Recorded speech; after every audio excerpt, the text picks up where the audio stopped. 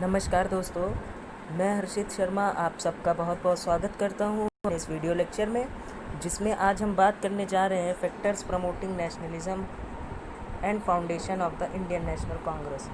इस चैप्टर में मेनली हम पढ़ेंगे कि कौन कौन से फैक्टर्स थे जिन्होंने इंडिया में 19वीं सेंचुरी में नेशनलिज्म की भावना को जगाया, और इंडियन नेशनल कांग्रेस का कैसे फॉर्मेशन हुआ, और इंडियन नेशनल कांग्रेस का क्या रोल था उस समय 19वीं सेंचुरी में, और बाद में आज़ादी से भी इसके कनेक्शन जुड़े हुए हैं। तो हम सारी चीज़ों को डिटेल में डिस्कस करेंगे, मगर उससे पहले हमें जानना होगा कि नेशनलिज़म क्या होता है। तो in simple words, nationalism denotes patriotism और डिवोशन टू द नेशन। ये एकदम सिंपल लैंग्वेज में नेशनलिज़म का मतलब है। तो नेशनलिज़म का मतलब होता है पेट्रियाटिज़म और डिवोशन टू द नेशन।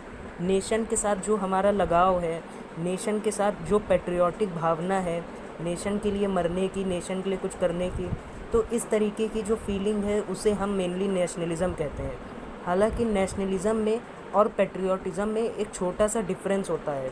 ये डिफरेंस आप गूगल पर अगर सर्च करेंगे या किसी बुक से पढ़ेंगे तो हर कोई अपने अपने शब्दों में इस चीज़ को डिफ़ाइन कर रहा है, मगर अगर मैंने कई जगह से इसको पढ़ा था, हर जगह अलग अलग इसका मीनिंग मिल रहा था। मगर अगर हम लोग इसको बहुत ही सिंपली समझने की कोशिश करें तो मेनली नेशनलिज़म वो भावना होती है जब हम पॉलिटिकली अपने देश का जो भी सोवरनिटी है, जो भी यहाँ पे राजतंत्र है, ठीक है, जो भी शासन व्यवस्था है, जब हम शासन व्यवस्था खुद की चाहें, ठीक है, मतलब कोई बाहरी, जैसे अंग्रेज उस समय राज कर रहे थे, तो अब अंग्रेज़ों को हटा करके जब हम अपनी शासन व्यवस्था चाह रहे हो, तो इस तरीके की जो फीलिंग थी उसे हम नेशनलिज़म बोल सकते हैं।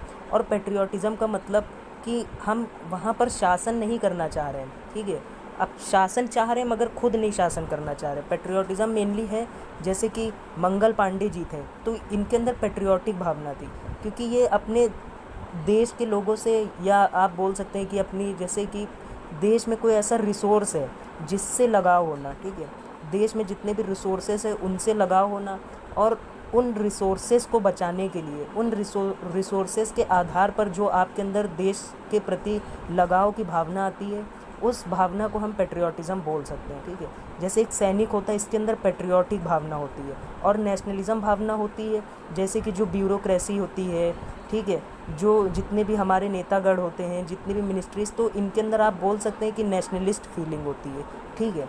तो ये है इन दोनों के बीच का डिफरेंस, मगर ये गलत भी हो सकता है, मैं इसको 100% श्योर नहीं बोल रहा हूँ, क्योंकि मैंने जितनी भी बुक से इन दोनों का मीनिंग पढ़ा वो अलग अलग निकला है, मैंने जितनी भी जगह गूगल से पढ़ा वो भी अलग अलग निकला है, तो ये मेरे वर्ड्स हैं, ठीक है। अगर आपको कोई दूसरी बुक मिल जाती है अच्छी, किसी अच्छे राइटर की, तो आप ज़रूर उस बुक को प्रेफर कीजिएगा, ठीक है। तो चलिए अब आगे बढ़ते हैं।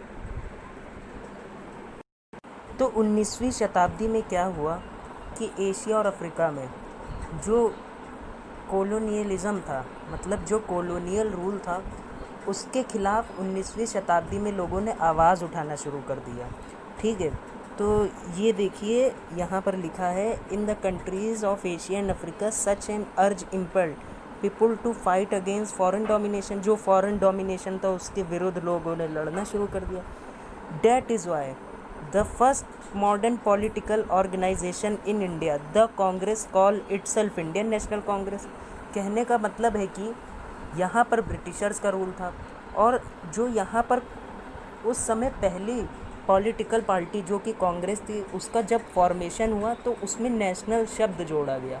नेशनल शब्द से मतलब ये है कि वो इंडियन नेशनल कांग्रेस है, मतलब कि ब्रिटिशर्स एक अलग तबका हो जाएगा और जो इंडियंस है वो अलग तबका हो जाएगा, और जो इंडियंस को जो पार्टी रिप्रेजेंट करेगी, ठीक है, जो भी यहाँ के नेशनलिज़म, मतलब जो भी नेशन के लोग हैं जो उनको रिप्रेजेंट करेगी, ठीक है, तो वो इस वजह से इसका नाम इंडियन नेशनल कांग्रेस रख दिया गया, क्योंकि ये नेशनलिज़म, मतलब जो भी नेशन के लोग हैं उनको रिप्रेजेंट करेगी और नेशनलिज़म की भावना को लोगों तक पहुंचाएगी, ठीक है, नेशनलिज़म की भावना को प्रमोट करेगी और अंग्रेज़ों के विरुद्ध एक प्रकार से काम करेगी।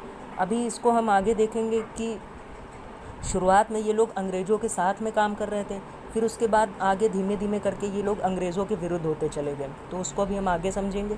मगर अभी आप ये समझ लीजिए कि जो इसमें नेशनल वर्ड इंक्लूड किया गया है उसका मेन रीज़न ये है कि वो यहाँ पर जितने भी नेशन के लोग हैं, जितने भी नेशनलिज़म की जो भावना है, इन सबको प्रमोट कर रही है, नेशन के लोगों को प्रमोट कर रही है। इस वजह से इसका नाम इंडियन नेशनल कांग्रेस रख दिया गया। ठीक है।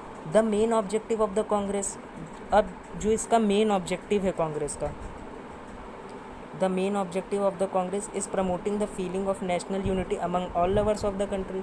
ठीक है। इसका जो अभी उद्देश्य अभी हम आगे और क्लियरली देखेंगे, मगर जो मेन ऑब्जेक्टिव यहाँ पर एक छोटा सा देख लेते हैं, वो ये था कि ये नेशनल यूनिटी प्रमोट करना चाहती थी। जितने भी कंट्री से जुड़े हुए लोग हैं, मतलब जितने भी लवर्स हैं कंट्री के, उन सब में ये नेशनलिस्ट भावना को उत्पन्न करना चाहती थी, यूनिटी रखना चाहती थी। और एक शांति व्यवस्था के साथ, शांतिपूर्ण व्यवस्था के साथ, जो शुरुआत में जो कांग्रेस फॉर्म हुई थी उसका ये उद्देश्य था कि शांतिपूर्ण व्यवस्था के साथ हम भारतीयों की बातें रखें अंग्रेज़ों के समक्ष। ठीक है, क्योंकि उस समय अंग्रेज़ी शासन था। ठीक है, तो भारतीयों के जो भी मुद्दे हैं, भारतीयों से जुड़े जो भी मुद्दे हैं, उनको अंग्रेज़ी शासन के समक्ष रखें। तो शुरुआत में इनका ये उद्देश्य था, और शांतिपूर्ण तरीके से रखें।